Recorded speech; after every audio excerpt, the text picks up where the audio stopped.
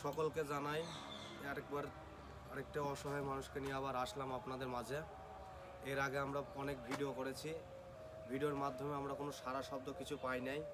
তো এই দাদুটার অনেক সমস্যা, ইনি কিন্তু একটা প্রতিবন্ধী মানুষ।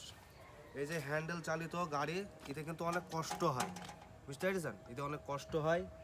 তো উনি আসছে আমাদের কাছে যে ব্যাটারি আর মোটর চালিত যে গাড়িটা এখন যে উঠেছে, ওটার জন্য উনি আসছেন। আর হাতে কিন্তু অনেক সমস্যা হয়ে গেছে, একটা পা নেই, তারপরেও ইনি কিন্তু মানে অন্য মানুষ আছে দেখা যায় যে হাত আছে, পা আছে, চোখ আছে, সব কিছুই তার ঠিক আছে, কিন্তু সে ভিক্ষা করে।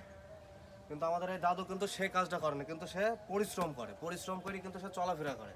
কিন্তু চলাফেরার কারণে মনে করেন ওনার মানে দৈনন্দিন জীবনে যে পরিশ্রম করে, তো এইগুলোতে মনে করেন ওনার খুব কষ্ট হয়েছে।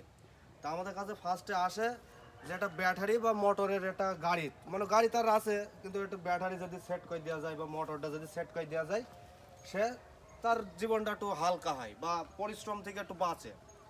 তো এটি কিন্তু প্রচুর কষ্ট। তো আপনাদের কাছে একটাই রিকোয়েস্ট, আপনারা যদি অর্থ দিয়ে যদি কেউ সাহায্য না করতে পারেন, তা লাইক কমেন্ট শেয়ার করে পাশে থাকবেন। আরেকবার বলতে চাই, ইনি কিন্তু অনেকবার আসছে আমাদের কাছে, অনেকবার, কিন্তু কোনো ভিডিওতে কোনো সারা শব্দ পাওয়া যায়নি। তো উনি আজকেও দেখলাম যে বিকালবেলায় আমাদের সেই সদ্য বড় ভাই ববি মণ্ডলের কাছে আসছিল, এসে জিজ্ঞাসা